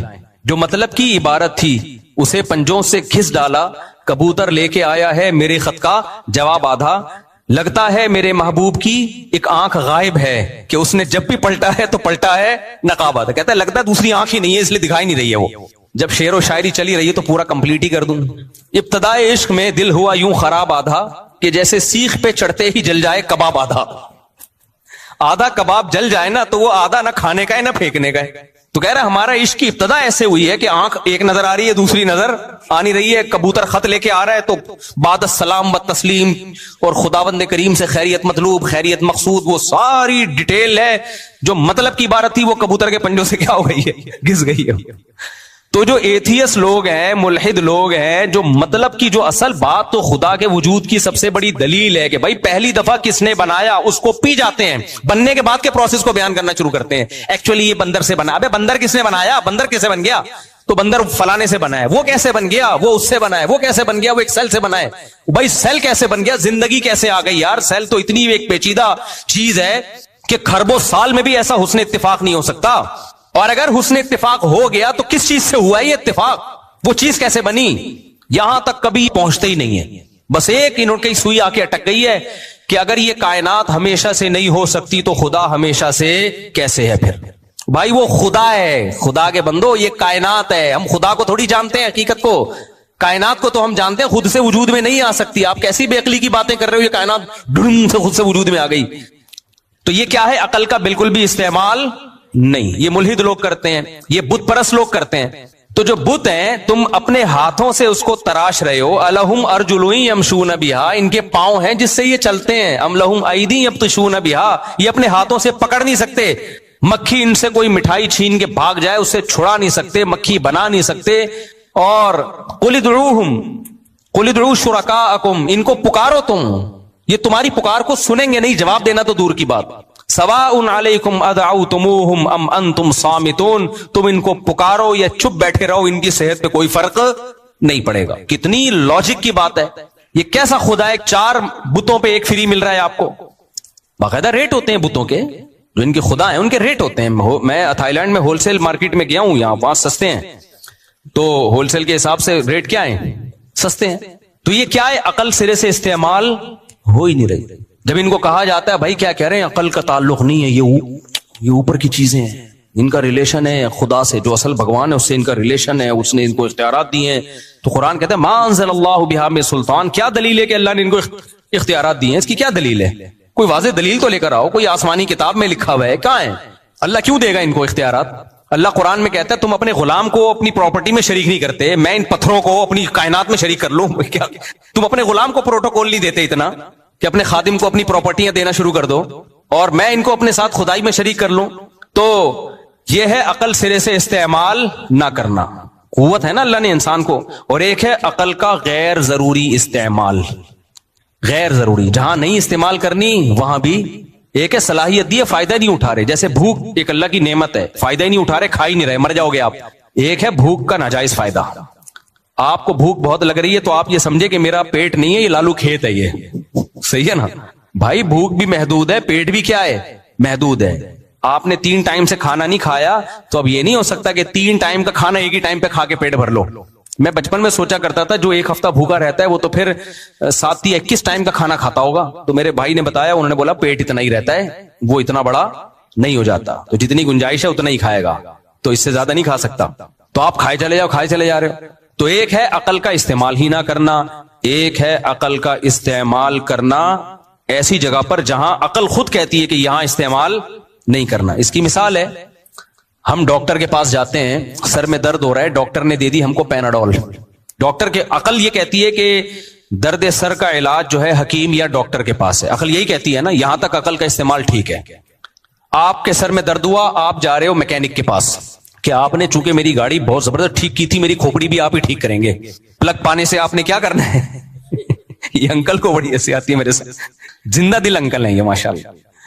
تو آپ کی گاڑی کسی میکینک نے ٹھیک کی تھی، آپ اسی میکینک کے پاس چلے گئے کہ بھئی میری کھوپڑی بھی نٹ بولٹ لے کے کیا کر دو، اسکرو ڈھیلے ہو گئے ہیں. بعض دفعہ ماں باپ بچے کو تانا دے رہے ہو نا، تمہارے اوپر کے اسکرو ڈھیلے ہیں، تو آپ چلے گئے، آپ نے کہا یار اسکرو ٹائٹ تو اس نے کیا تھا، وہ الیکٹریشین آیا تھا ہمارے اسکرو ٹائٹ کر کے گیا ہے پلگ اس کے بٹنوں کے، تو آپ میرے اسکرو کیا کر دیں، ٹائٹ کر دیں. یہ بالکل استعمال ہی نہیں کر رہے. لیکن آپ نے عقل استعمال کی، آپ نے بولا بھائی ہر فیلڈ کے ماہرین ہوتے ہیں، میڈیکل سائنس ڈاکٹروں کا اور حکیموں کا شعبہ ہے، تو کسی اچھے حکیم یا کسی اچھے ڈاکٹر کے پاس، سر درد کا تو آج کل حکیم بھی پیناڈول ہی دے رہے ہوتے ہیں، تو آپ چلے جائیں کسی اچھے ڈاکٹر کے پاس. وہ ڈاکٹر آپ کا ٹیسٹ کرے گا، جو بھی کرے گا، اس کے بعد آپ کو دوا دے گا. اب اس ڈاکٹر نے آپ کو لکھ دی 2 گولی پیناڈول، فوری طور پہ کھا لیں، فی الحال یہ درد تو ٹھیک ہو، پھر ہم بعد میں غور کرتے رہیں گے یہ ہو کیوں رہا تھا، شادی کی تھی آپ نے یا شادی نہیں ہو رہی. بعض دفعہ سر درد ہوتا ہے شادی نہ ہونے کی وجہ سے، بعض دفعہ ہوتا ہے شادی ہونے کی وجہ سے. ابھی میں سعودی عرب میں تھا نا، تو وہ افتتاح کر رہا تھا وہ ہوٹل کا، ہمارے کوئی دوست تھے، اوپننگ کے لیے بلایا انہوں نے، تو وہ میرے پاس لوگ ملنے آ رہے ہیں نا، بہت سے کہہ رہے ہیں مفتی صاحب میری شادی کے لیے دعا کریں، میری شادی کے لیے دعا کریں. بہت سے لوگ کہہ رہے تھے، تو میں ان کو دعا دیتا، اللہ آپ کو خوش رکھے، اللہ آپ کو خوش رکھے، اللہ آپ کو. تو وہ سمجھ رہے ہیں میں دعا کر رہا ہوں کہ اللہ آپ کی شادی کرے، حالانکہ میری نظر میں اس کا مطلب یہ تھا اللہ آپ کو خوش رکھے. اس کے دونوں مطلب نکلتے ہیں، یعنی جس کے لیے شادی بہتر ہے ہو جائے، نہیں بہتر ہے تو کیا ہو. تو میں سب کو یہی دعا اللہ آپ کو خوش رکھے، اللہ آپ کو. تو میں خود کنفیوز ہو رہا تھا کہ میں دعا صحیح بھی دے رہا ہوں یا غلط دے رہا ہوں دعا ان کو. پھر میں نے کہا ہم تو یہی دعا کریں گے خوش رکھے، باقی اللہ کی مرضی کہ اس خوشی کس میں اس کی. تو مجھے وہ لطیفہ یاد آیا، ایک خاتون اپنے شوہر کا سر دبا رہی تھی کہ شادی سے پہلے بھی آپ کو کوئی سر دباتا تھا، اس نے کہا ہوتا ہی نہیں تھا درد شادی سے پہلے، دبانے کی ضرورت ہی نہیں تھی. تو آپ نے کیا کیا، آپ ڈاکٹر کے پاس چلے گئے، عقل کا استعمال کیا آپ نے. یہ بالکل صحیح کام کیا آپ نے کہ آپ ڈاکٹر کے پاس چلے گئے، شرعی مسئلہ پوچھنے کے لیے ڈاکٹر یا انجینئر کے پاس جانے کے بجائے مفتی کے پاس چلے گئے. اور گاڑی آپ کی خراب ہوئی تو کسی انجینئر یا مفتی کے بجائے میکینک کے پاس چلے گئے. یہ عقل کا بالکل استعمال ہو رہا ہے، اتنا ضروری ہے، اتنا استعمال کیا ہے، ضروری ہے. اتنا بھی نہیں کرو گے پاگل ہو جاؤ گے، الٹے کام کرنا شروع کر دو گے. لیکن ڈاکٹر نے جا کے، ڈاکٹر بھی اچھا ہے، پڑھا لکھا ڈاکٹر ہے، تجربے کار بھی ہے، یہ بھی نہیں کہ ابھی نیا نیا مارکیٹ میں آیا ہے، سفید داڑھی ہے اس کی، بہت ایکسپیرینس ہے، بڑے بڑے ہاسپٹل میں وہ سرجن یا جنرل فزیشین کے طور پہ بیٹھتا ہے، ساری دنیا کو اعتماد ہے. اب اس نے آپ کو لکھ کے دیا پیناڈول. اب آپ کہہ رہے ہو ڈاکٹر صاحب میری عقل نہیں مانتی ہے، میری عقل بولو نہیں مانتی. مجھے قائل کریں کہ ابھی پیناڈول میں ایسی کیا چیز ہے کہ وہ میرے پین کو ٹھیک کر دے گی. تو ڈاکٹر بتا رہے ہیں دیکھیں اس میں یہ کیمیکل ہے، اس میں یہ ڈرگ ہوتا ہے، یہ کیا کرتا ہے، پین کو ریلیز کرتا ہے. ڈاکٹر صاحب یہ کیمیکل پین کو ریلیز کرتا ہے، اس کا کیا ثبوت ہے؟ اب ڈاکٹر گوگل پہ نکال کے تحریریں آپ کو پکڑا رہا ہے. آپ کہہ رہے ہو ڈاکٹر صاحب مفتی صاحب کا میں نے بیان سنا ہے، ہر کام میں عقل استعمال کرو. میں اندھی تقلید نہیں کروں گا میں آپ کی، میں کیا کروں گا، عقل. مجھے ریفرنسز کے بغیر میرا گزارا نہیں، مجھے ریفرنس دو کہ یہ آپ نے کہاں سے نکالا ہے. تو ڈاکٹر نے گوگل سے وہ کیمیکل نکال دیا. ڈاکٹر صاحب ٹھیک ہے مان لیا، پہلی بات یہ ثابت کرو یہ ریسرچ صحیح بھی ہے. یہ امریکہ کے کون سے ڈاکٹروں کی رپورٹ ہے؟ ہو سکتا ہے گوگل میں تو ایک ہر آدمی منجن بیچ رہا ہے نا، ڈاکٹر نے نکال کے دکھا دیا, 50 ڈاکٹروں کے فون کروا دیے, وہ لیب ہے وہاں ریسرچ سینٹر ہے امریکہ کی بڑی مستند اور اوتھینٹک وغیرہ وغیرہ پوری. آپ نے کہا چلو یہ بھی میں نے مان لیا کہ بھائی یہ واقعی یہ تحقیق جو ہے یہ ہو گیا, لیکن یہ بھی تو بتاؤ کہ یہ کیمیکل اس میں ہے بھی کہ نہیں ہے. مجھے تو نظر نہیں آ رہا اس میں پیناڈول میں یہ والا کیمیکل جو پین کو ریلیز کرتا ہے یہ ہے بھی کہ نہیں ہے, یہ بھی تو بتاؤ. ڈاکٹر کہے گا بھائی یہ فلاں کمپنی ہے, بڑی زبردست پیناڈول ایک کمپنی ہے, وہ پیراسیٹامول ہے اس میں, اور وہ آپ جاؤ ذرا دیکھو, وہ ایسے نہیں ہوتا, ان پہ کیس ہو جائے گا. ہو سکتا ہے ڈاکٹر صاحب کسی نے کیس کیا ہوا اب تک ہمیں اطلاع نہ ملی ہو, کیونکہ ڈاکٹر صاحب میں استعمال کس کا کرتا ہوں, میں اندھی تقلید نہیں, میں کھوپڑی استعمال, مائنڈ ایسے ایکشن بھی مار رہے اس کے سامنے, مائنڈ استعمال. ڈاکٹر کیا کرے گا, ڈاکٹر کہے گا اچھا فلاں لیب میں تمہیں ویڈیو منگواتا ہوں, دیکھو یہ پیناڈول میں یہ والا کیمیکل ڈالا جا رہا ہے. ڈاکٹر نے لیب کا پورا ویڈیو بنا کے بھجوا دی, یا آپ کو لے گئے لیب کا وزٹ کرائے, دیکھو یہ کیمیکل ہے, یہ اس میں ڈالا جا رہا ہے, یہ پیناڈول بن کے آ رہی ہے, ڈبوں میں پیک ہو رہی ہے, یہ تیرے منہ میں جا رہی ہے, یہ دیکھ. آپ نے کہا ڈاکٹر صاحب یہ تو میں نے دیکھ لیا, لیکن اس کی کیا دلیل ہے, یہ وہی کیمیکل ہے, ہو سکتا ہے کوئی سرکہ ڈال رہے ہوں, جو کیمیائی فارمولا ہوتا ہے نا کیمسٹری میں, ہائیڈروجن ڈائی آکسائڈ جیسے پانی کا ہے, NaCl غالباً نمک کا ہے, تو یہ ایسا یہ ہے بھی کہ نہیں ہے. تو پتہ ہے کیا ہوگا, 4 پتے ڈاکٹر کو کھانے پڑیں گے پیناڈول کے. ڈاکٹر کہے گا تو چھوڑ, پہلے میں کھاؤں, میں تو سیٹ ہو جاؤں نا, اس کے بعد میں تجھے آگے کا پروسیس بتاؤں گا, کیا خیال ہے. ڈاکٹر کہے گا پیناڈول کی تجھے نہیں, کس کو ضرورت ہے, مجھے, تجھے پیناڈول کی نہیں, تجھے عقل کی ضرورت. تو کسی سائیکولوجسٹ کے پاس جا, سائیکیٹرسٹ کے پاس جا, تو غلط جگہ آ گیا ہے, کیونکہ تو اگر ٹھیک نہ ہوا تو تیری وجہ سے بہت سے لوگ خراب ہو جائیں گے, ٹھیک ہے نا, تیری وجہ سے بہت سے لوگ کیا ہو جائیں گے, خراب ہو جائیں گے. ڈاکٹر کہے گا بھائی جب تجھے مان لیا, تو نے میرے پاس آیا مجھے ڈاکٹر سمجھ کے, تو اب میں جو دوا لکھ کے دوں گا اگر ساری دنیا اس کے خلاف ہے تو پھر ٹھیک ہے, تو اشکال کر کے ڈاکٹر صاحب یہ دوا تو کوئی ڈاکٹر نہیں دیتا, آپ اکیلے دنیا میں آئے ہیں. نارملی اگر ساری دنیا وہ دے رہی ہے تو تجھے کیا اعتراض ہو رہا ہے, تو یہ کیوں نہیں مان لیتا کہ تیری عقل ہماری عقل سے کم ہے. تو یہاں تجھے عقل استعمال نہیں کرنی, اگر کی ہے تو یہ افراط ہے, آپ کیا کر رہے ہو, اپنی حیثیت سے آگے نکل رہے ہو. تو خوب سمجھ لو اللہ کا وجود ثابت ہوتا ہے عقل سے, عقل استعمال کرو گے تو ثابت ہوگا کہ اللہ ہے. یہاں عقل استعمال کرنی ہے, یہ صرف ہم باپ دادا کی وجہ سے اللہ کو نہیں مانتے, اس لیے مانتے ہیں کہ عقل کہتی ہے کہ خدا ہے, پھر وہ خدا ایک ہے, اس کے ساتھ کوئی شریک نہیں ہے, یہاں عقل استعمال کرنی پڑے گی. سمجھ میں آ رہی ہے بات کہ نہیں آ رہی. پھر اس خدا نے اپنے بندوں کو بنا کے چھوڑ نہیں دیا. محمد صلی اللہ علیہ وسلم نے دعویٰ کیا, اور آپ کا دعویٰ ہم تک متواتر سلسلوں کے ساتھ پہنچ رہا ہے کہ پیغمبر آئے, اللہ اپنے بندوں کی ہدایت کے لیے کتابیں نازل کرتا رہا, اور آج دنیا میں نظر بھی آ رہا ہے, دنیا میں سب سے بڑی تعداد یہودی, عیسائی اور مسلمانوں کی ہے. پیغمبروں کے اثرات آج نظر بھی آ رہے ہیں. یہ پیغمبر برحق تھے, انہوں نے توحید کی دعوت دی. ان سب چیزوں کے لیے کیا استعمال کرنا ہے, کھوپڑی. اس میں کسی کی تقلید نہیں ہے, اس میں کوئی ایسا نہیں ہے, کوئی راکٹ سائنس نہیں ہے, یہ 2 اور 2 4 کی طرح ہے. اللہ اپنے بندوں کو بنا کے کائنات انسانوں کے لیے بنی ہے, تبھی تو انسان کو دماغ دیا ہے.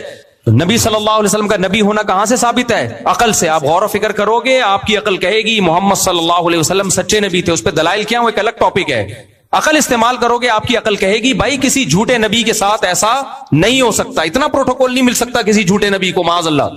کہ ایسی خوبصورت تعلیمات جو 1400 سال کے بعد بھی چل رہی ہیں. اور میں کہتا ہوں ایک اعلان کیا 1400 سال پہلے نبی نے کہ 1 مہینے کے روزے رکھو. 1400 سال کے بعد کروڑوں لوگ رکھ رہے ہیں. کسی کے پاس ایسی پاورفل موٹیویشن ہے, کوئی ڈاکٹر ایک دن روزہ رکھوا کے دکھائے. تو نکاح طلاق کے حکام, وراثت کے حکام, اسلامک بینکنگ, سودی بینکنگ کے خلاف, یہ ساری نبی کی تعلیمات کی روشنی میں ہے. تو ایک پیغمبر, امی پیغمبر, اور اتنی تعلیمات دے کے گئے اور پوری دنیا میں اس پہ حکومتیں چلی ہیں. یہ سب کہاں سے ثابت ہوتا ہے, عقل سے. آگے عقل استعمال نہیں کرنی. اللہ کو اللہ مان لیا, اللہ کے نبی کو نبی مان لیا. اب جو آرڈر وہ دیں گے اس میں کہنا میری سمجھ میں نہیں آیا, ایکچولی یہ پردے کا حکم اس زمانے میں سمجھ میں نہیں آتا. یہ 3 طلاقیں دے کے اتنا پرانا رشتہ ایک دم سے ختم ہو جاتا ہے, بیوی حرام ہو جاتی ہے, بچے رل جاتے ہیں, یہ میری عقل میں نہیں آ رہا. اسلام اتنا ظالم مذہب کیسے ہو گیا بھائی, اسلام تم سے پوچھ کے بنا نہیں ہے. ایک صاحب کا میں اکثر واقعہ سناتا ہوں نا, مجھ سے وراثت کا مسئلہ پوچھا کہ بیٹی کا کتنا حصہ, میں نے کہا آدھا, بیٹے کا کتنا, کہہ رہے 2. یار اسلام نے عورت کو اتنا پیچھے کیوں رکھا ہوا ہے ہر چیز. میں نے کہا اللہ نے, ہاں مسلمان تھے, کہہ رہے ہیں یار اللہ نے عورت کو اتنا پیچھے کیوں رکھا ہوا ہے. میں نے کہا اللہ سے ملاقات ہوگی تو میں پوچھ کے آپ کو سیٹسفائی کر دوں گا. میں نے کہا کیونکہ اللہ ہے, تو میں اللہ سے مگر پوچھوں گا کہ کیوں, تو مجھ میں اور شیطان میں کوئی فرق شیطان نے اللہ کے مقابلے میں عقل استعمال کی نا. اللہ نے شیطان کو کہا بھائی سجدہ کر، فرشتوں کو بھی کہا سجدہ کرو. فرشتوں کی سمجھ میں آیا یا نہیں آیا؟ انہوں نے بولا بھائی ہماری عقل اللہ سے آگے بولو نہیں ہو سکتی، اللہ سے آگے نہیں ہو سکتی. اللہ سے آگے کون جا سکتا ہے بھائی؟ سجدہ کر لو، اللہ کہہ رہا ہے اسی میں خیر ہے، یہی صحیح حکم ہے جو اللہ ہمیں دے رہا ہے. پھر اللہ نے اس کی لاجک بھی بیان کر دی، فرشتوں کو سیٹسفائی بھی کر دیا بعد میں، کیونکہ آدم علیہ السلام کے پاس علم تھا، فرشتوں کے پاس علم نہیں تھا. اللہ نے کہا دیکھو یہ علم کی وجہ سے فضیلت تھی جس سے میں نے تمہیں سجدہ کرایا. حالانکہ اللہ سیٹسفائی نہیں بھی کرتا تو اللہ کے ذمے نہیں تھا، لیکن اللہ نے کہا انہوں نے میری اطاعت کی ہے تو ان کو سمجھا بھی دو کہ میں نے بلا وجہ حکم نہیں دیا، اس کی بھی کوئی ریزن تھی. لیکن شیطان کو اللہ نے سیٹسفائی نہیں کیا کیونکہ اس نے سجدہ ہی نہیں کیا. اللہ نے کہا کیوں نہیں کر رہا بھائی؟ اس نے کہا میری عقل نہیں مانتی، یہ کیسے ہو سکتا ہے؟ میں آگ سے بنا اور یہ مٹی سے بنا، میں آگ ہو کے مٹی کو سجدہ، لاجک ان لاجیکل کام تو میں کرتا ہی نہیں ہوں. ٹھیک ہے نا؟ شیطان کیا کہہ رہا ہے؟ In logical. یہ مذہب کی باتیں ان لاجیکل ہوتی ہیں. آج بھی ایتھیسٹ ملحد لبرل لوگ نا، لبرل انٹیاں، یہ پردہ وردہ پتہ نہیں کیا ہے. نظر، انسان کی نظر پاک ہونی چاہیے. نظر، پردہ کس کا ہوتا ہے؟ دل کا. حالانکہ ہوتا دل میں بھی نہیں ہے ان لوگوں کے. اپنے شوہر کے علاوہ سارے مرد ان کو ہینڈسم لگ رہے ہوتے ہیں، اور لبرل آدمی کو اپنی بیوی کے علاوہ ساری انٹیاں خوبصورت لگ رہی ہوتی ہیں، پھر بھی کہتے ہیں پردہ کس کا ہوتا ہے؟ دل کا. تو لیکن یہ کہ ان لاجیکل، اسلام کے آرڈرز کیا ہیں؟ In logical. وہ ٹی وی پہ ایک ٹاکرا ہو رہا تھا نا، آج کل طلاق کا مسئلہ بہت زیادہ اٹھا لیا گیا ہے، اس لیے میں اس کو بار بار چھیڑتا ہوں. یہ کیا ہے اتنا پرانا رشتہ، کوئی گواہ بھی نہیں ہے. ایک ابھی نمونہ آیا ہے دوبارہ مارکیٹ میں، اسکالر آیا ہے، وہ اس کے کلپ بڑے چل رہے ہیں، اپنے آپ کو سنی کہتا ہے. شیعہ کہتے ہیں نا یہ بات، تو ہم کہتے ہیں بھائی شیعوں کا تو یہی ہے کہ گواہوں کے بغیر طلاق نہیں ہوتی. حالانکہ دلیل ان کے پاس کوئی نہیں ہے اس پہ. دلیل کیا دیتے ہیں؟ اتنا زبردست رشتہ گواہوں کے بغیر ٹوٹ جائے، اتنا پرانا رشتہ مرد نے دے دی چھوٹ گیا. یہ کیا استعمال ہو رہی ہے؟ عقل. بھائی اللہ نے کہہ دیا کہ منہ سے دے دی تو ختم. سنی لوگ کیا کرتے ہیں؟ بھائی اللہ کے آگے جانے کی ضرورت نہیں ہے، مذاق میں دی، حقیقت میں دی، غصے میں دی، بھئی اللہ سے آگے مت نکلنا. وہ ابھی نیا نمونہ آیا ہے کو مفتیوں میں، وہ کہہ رہے کہ غصے میں طلاق نہیں ہوتی، اور دوسری بات یہ کہ گواہوں کے بغیر نہیں ہوتی، اکٹھی نہیں ہوتی. میں نے کہا پہلے یہ نکالا انہوں نے کہ اکٹھی 3 2 تو 1 ہوتی ہیں، اب نیا نمونہ نکالا کہ گواہوں کے بغیر نہیں ہوتی، اور تیسرا نمونہ کہ غصے کے بغیر، غصے میں نہیں ہوتی. اور دلیل کیا دے رہے ہیں؟ اتنا زبردست رشتہ غصے میں تھوڑی ٹوٹتا ہے، اس کے لیے تو خاندان بیٹھے یہ بیٹھے. بھائی واقعی غصے میں نہیں توڑنا چاہیے، شریعت نے منع کیا ہے، لیکن ٹوٹتا ہے کہ نہیں ٹوٹتا؟ یہ کہاں لکھا ہوا ہے شریعت میں؟ یہ لوگ ایک دلیل دیتے ہیں کہ حدیث میں آتا لا طلاق ولا عتاق فی اغلاق. انسان پر جب رائے اور فکر کے دروازے بند ہو جائیں تو پھر طلاق نہیں ہوتی. تو غصے میں آدمی میں سوچنے سمجھنے کی صلاحیت بند ہو جاتی ہے تو طلاق نہیں ہوتی. یہ کہاں، یہ کیا استعمال ہو رہا ہے؟ عقل. غصے میں رائے اور فکر کے دروازے بند ہوتے ہیں تو پھر غصے میں قتل کوئی کر دے تو اس کو قاتل کو قصاص بھی نہ لو. پاگلوں سے قصاص تھوڑی لیا جاتا ہے. کسی آدمی کا دماغ کام نہیں کر رہا، بندہ مار دے تو شریعت اس سے قصاص، پاگل کسی کو قتل کر دینا شریعت اس سے قصاص بولو نہیں لیتی، نہیں لیتی، واقعی نہیں لیتی، بلکہ دیت لیتی ہے، وہ بھی اس کے قتل خطا کے زمرے میں آ کے کہ اس کی تلافی کر دیں. قصاص وصاص نہیں ہے اس میں. لیکن غصے میں آپ بندہ مار دیں قصاص لیا جائے گا آپ سے. پھر جس حدیث میں آتا ہے کہ رائے فکر کے دروازے بند ہو جائیں اس میں طلاق نہیں ہوتی، اسی حدیث میں آتا ہے کہ عتاق بھی نہیں ہوتا، غلام بھی آزاد نہیں ہوتا. کسی اہل حدیث کا فتویٰ ہم نے نہیں دیکھا کہ غصے میں کہہ دو غلام آزاد تو غلام بھی آزاد نہیں ہوگا. غلام کو تو سب یہی کہتے ہیں بھائی غصے میں آزاد کیا، خوشی سے آزاد کیا، آزاد.